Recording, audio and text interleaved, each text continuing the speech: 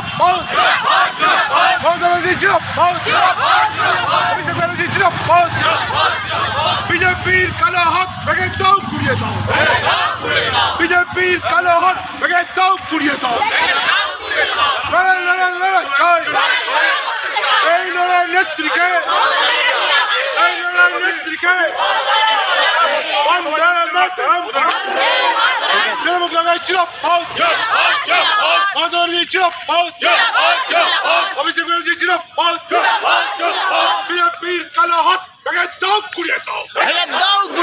বিজেপির কালো হাত ভেঙে দাও গুড়িয়ে দাও রবীন্দ্রনাথগিরি দূর হটো বিজেপি দূর হটো বন্দে মাতরম জনমত লাগাইছিল মমতা ব্যানার্জি ছিল লড়াই